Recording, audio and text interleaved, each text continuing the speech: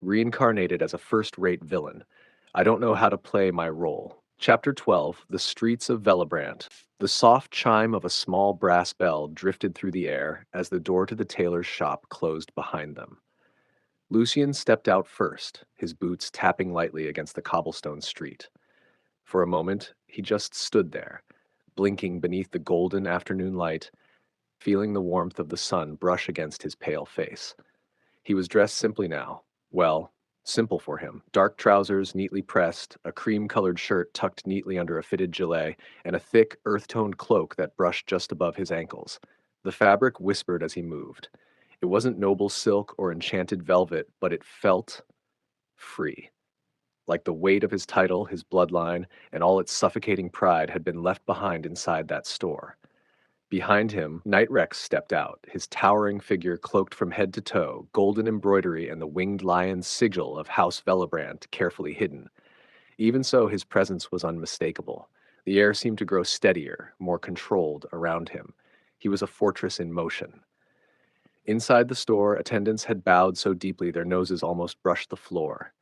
25 gold coins had exchanged hands for their garments, enough to feed several families for a month.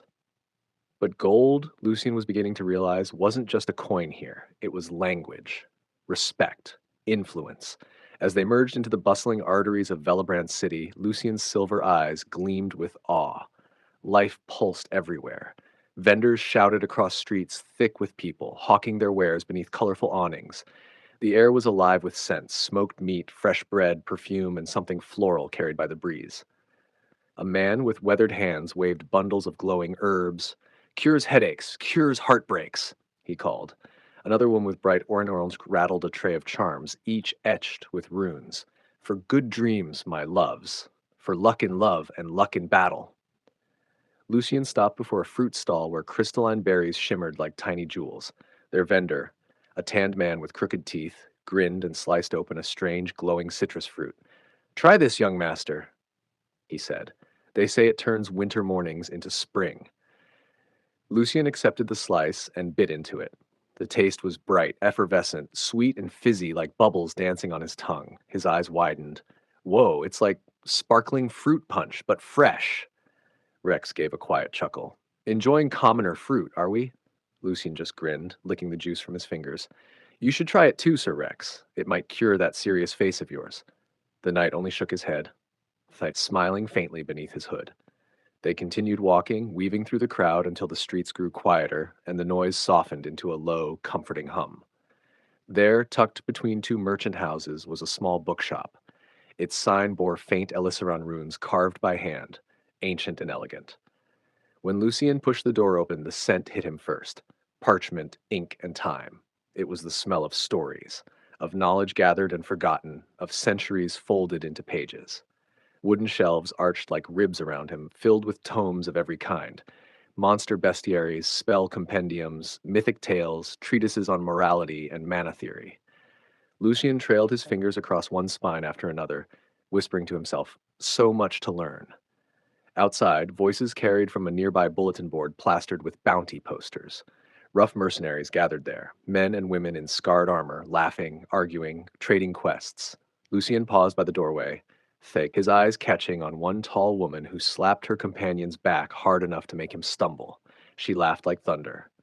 For a fleeting second, Lucien imagined himself among them, free, unburdened by titles, exploring ruins and fighting beasts. The thought burned quietly inside his chest.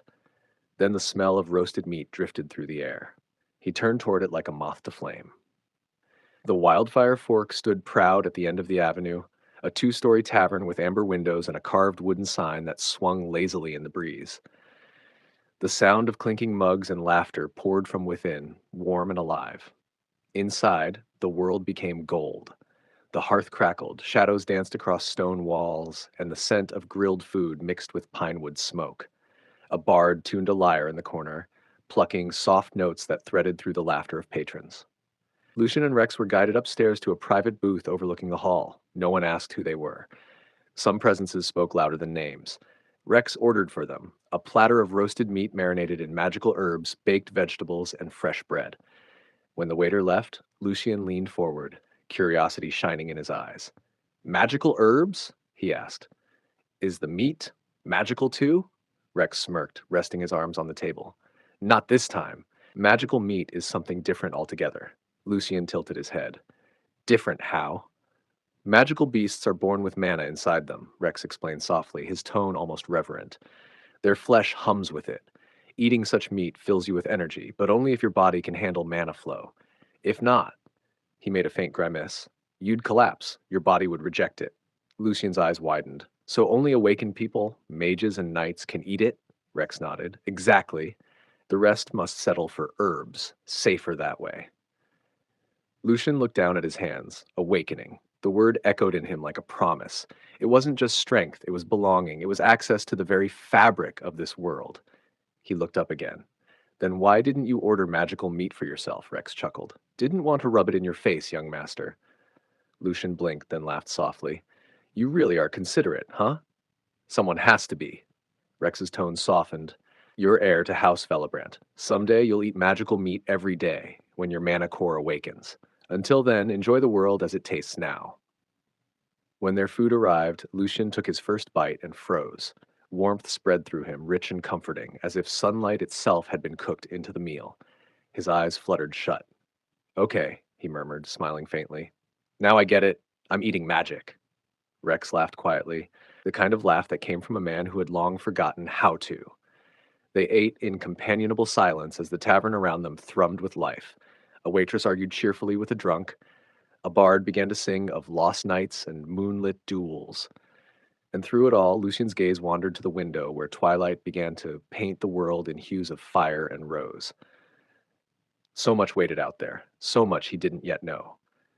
And this was only his first day in the city.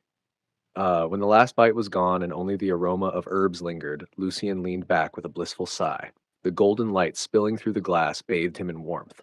For the first time in a long while, he looked less like a noble and more like a boy simply alive. I want to explore more, he said, voice soft but eager. Across the table, Rex's expression didn't change. He took a measured sip of water, then set the glass down. No. Lucien blinked. No? Because if we don't return soon, Rex said, standing with soldierly calm, your mother will send a battalion after us, and I have no wish to face her wrath. Lucien groaned, slumping forward. She wouldn't really. Oh, she would, Rex interrupted, and with impeccable aim.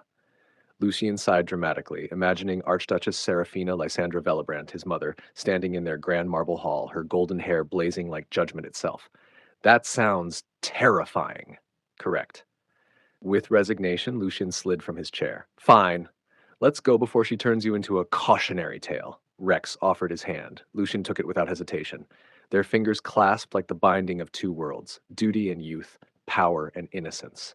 Outside, the city was still alive, the streets bathed in soft orange light.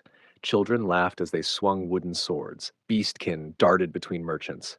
Cloaked adventurers hurried past, their armor gleaming faintly beneath the fading sun. And amid them all, a tall knight and a silver-haired boy walked side by side, quietly, unseen, yet unforgettable. They reached the stable beside the tavern where a sturdy horse awaited them. The stable master, a cheerful man with a thick mustache, looked up and grinned. Sir Rex, back already?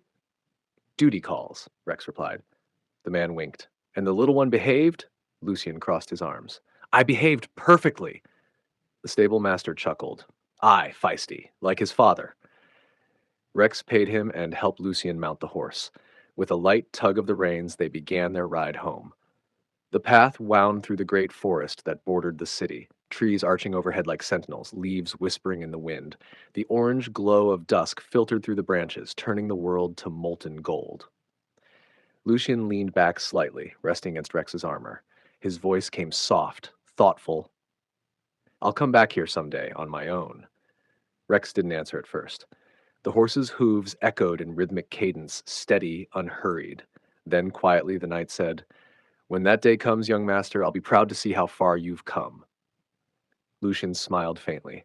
His eyes drifted to the sky above, where day was surrendering to night. The world stretched before him, vast, alive, waiting, and as the forest embraced them, carrying them back toward the heart of House Velebrandt, Lucien realized something deep within him had awakened already, not his mana, but his will. His journey had only just begun.